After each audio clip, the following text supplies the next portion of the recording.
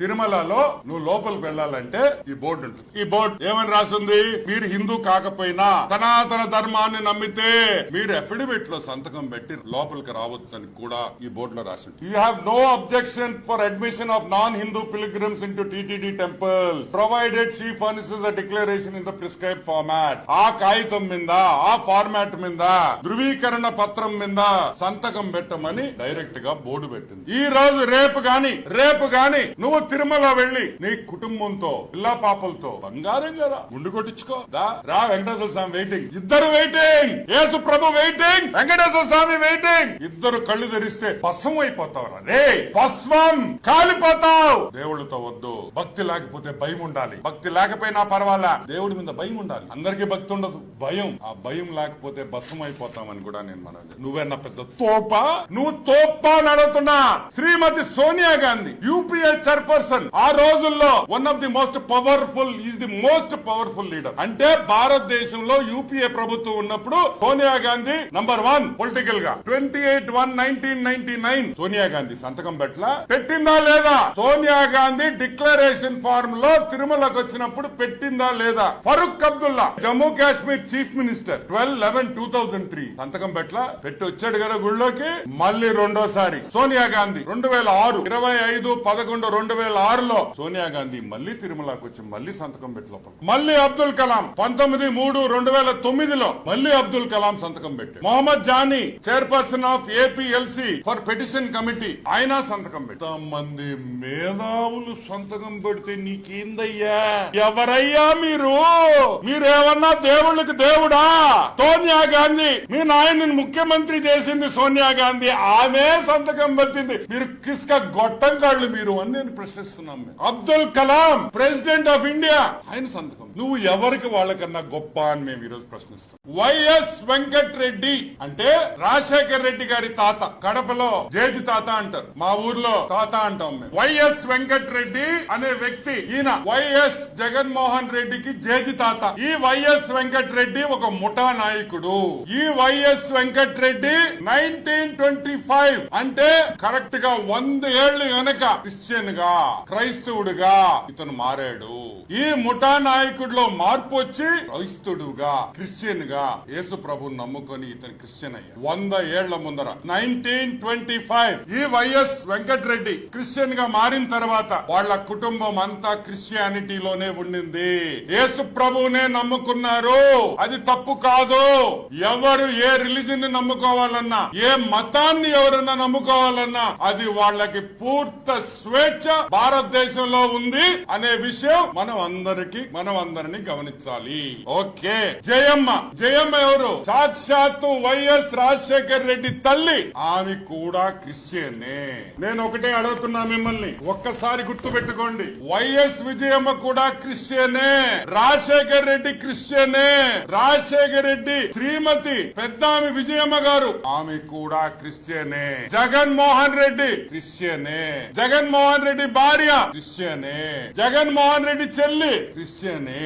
నేను అడుగుతున్నాను, ఒక ముఠా నాయకుడు అని, వైఎస్ వెంకటరెడ్డి ముఠా నాయకుడు, ఒక ఫ్యాక్షనిస్ట్ అని నేను చెప్పలేదు. చెప్పింది ఎవరు? విమలమ్మ గారు. సాక్షాత్తు విమలమ్మ గారు చెప్పారు. ఏమని? మా తాత యోధుడు గారు సంధించి వెంకటరెడ్డి అని మా తాత గారు 93 సంవత్సరాలు అంటే 1925 లో క్రైస్తవుడిగా మారాడు. యేసు ప్రభువుని స్వంత రక్షణగా అంగీకరించాడు. అంతకు ముందర ఆయన విగ్రహాలు పూజించేవాడు. రాయలసీమలో ముఠా నాయకుడు. ఇది నేను చెప్పలే, వైఎస్ విమలమ్మ చెప్పింది. ఆమె రాసిన బయోగ్రఫీలో, ఆమె రాసిన ఆత్మకథలో సాక్షాత్తు ఆమె చెప్పింది. మా తాతగారు 1924లో ఎగ్జాక్ట్ గా 100 ఏళ్ల ముందర మేము క్రిస్టియన్స్ అయిపోయాము అని. ఇప్పుడు నేను అడుగుతున్నా, జగన్మోహన్ రెడ్డి నువ్వు ఎవరిని మోసం చేస్తున్నావు? క్రైస్తవుల్ని మోసం చేస్తున్నావా? హిందువులు మోసం చేస్తున్నావా? సాక్షాత్తు మీ అమ్మమ్మ జయమ్మ గారి మీద చర్చి కట్టలేదా పులివెందల్లో? మీ అమ్మమ్మ జ్ఞాపకంగా పులివెందల్లో మీరు చర్చి కట్టారా లేదా? కట్టారు. పులివెందల్లో ఎవరినైనా అడగండి, కట్టారా లేదో మీకే తెలుస్తుంది. సరే, అది కూడా పక్కన పెడతాం. జగన్మోహన్ రెడ్డి పెళ్లి క్రిస్టియన్ పెళ్ళ, హిందూ పెళ్లి. సాక్షాత్తు పరిశుద్ధ వివాహము, శుభముహూర్తము. ఇదిగోండి వైఎస్ జగన్మోహన్ రెడ్డి పెళ్లి కార్డ్. పరిశుద్ధ వివాహం అంటే అంటే క్రిస్టియన్ మ్యారేజ్. నీకు భారతికి జరిగింది క్రిస్టియన్ పెళ్లి, ఇదిగో సాక్ష్యం. కానీ జగన్మోహన్ రెడ్డి మాత్రం, మీ శ్రీమతి వైఎస్ భారతి గారు, మీ మామ జగన్మోహన్ రెడ్డి, మీ మామ చచ్చిపోయినప్పుడు ఆయన బెరియల్లో క్రిస్టియన్ బెరియల్ కాదా అని అడుగుతున్నా. క్రైస్తవ సాంప్రదాయం ప్రకారం ఆయన దహన సంస్కారాలు జరిగినాయా లేదా అని. కానీ జగన్మోహన్ రెడ్డి మాత్రం హిందూ, క్రిస్టియన్ కాదు. మీ తండ్రి గారు వైఎస్ రాజశేఖర రెడ్డి, మా పెద్ద ఆయన, గర్వంగా చెప్తా, మా పెద్ద ఆయన వైఎస్ రాజశేఖర రెడ్డి చనిపోయినప్పుడు ఏ పద్ధతిలో అంత్యక్రియలు జరిగినాయి? క్రిస్టియనా హిందువా? క్రిస్టియనే కదా. సరే, అది కూడా పక్కన పెడతాం. నువ్వు ఇచ్చిన అఫిడవిట్ లో, సిబిఐ అఫిడవిట్ లో, సిబిఐ వాళ్ళు వేసిన అఫిడవిట్ లో నువ్వు క్రిస్టియన్ అని చెప్పి రాశారా లేదా? నువ్వు ఇచ్చిన అఫిడవిట్ సిబిఐ దాంట్లో నువ్వు క్రిస్టియన్ అని నువ్వు రాసుకున్నావు. ఓకే, అది కూడా పక్కన పెడతాం. నేను అడిగే ఒకటే పాయింట్, ఎవరిని మోసం చేస్తున్నావు? ఎవరిని మోసం చేస్తున్నావు? యేసు ప్రభువా తండ్రి, ఈ మోసగాడు, నీ పేరు చెప్పుకొని ఓట్లడిగిన మోసగాడు ఈ రోజు నీతో సంబంధం లేదు, నాకు సంబంధం లేదు, యేసు ప్రభు ఎవరో నాకు తెలియదు అంటున్నాడు నీ బిడ్డ. తండ్రి, కళ్ళు తెరువు తండ్రి, భస్మం చేయి తండ్రి ఇతన్ని. యేసు ప్రభువా, హల్లెలూయా. ఇదే నా న్యాయం. అటు క్రిస్టియన్ సోదరులు, మా క్రిస్టియన్ కుటుంబాలని నేను క్రైస్తవుడు అంటాం, ఇట్టొచ్చేసి హిందూ కుటుంబాల్లో నేను హిందూ అంటాం. అసలు నేను ఒక్కటి అడుగుతున్నా, యేసు ప్రభు ఏం చెప్పాడు? యేసు ప్రభు ఏం చెప్పాడు? ఇషియా గ్రంథంలో, ఇషియా గ్రంథం 43:10 వాక్యంలో ఏం చెప్పాడు యేసు ప్రభు? నాకు ముందు ఏ దేవుడు లేడు, నా తర్వాత ఏ దేవుడు ఉండడు.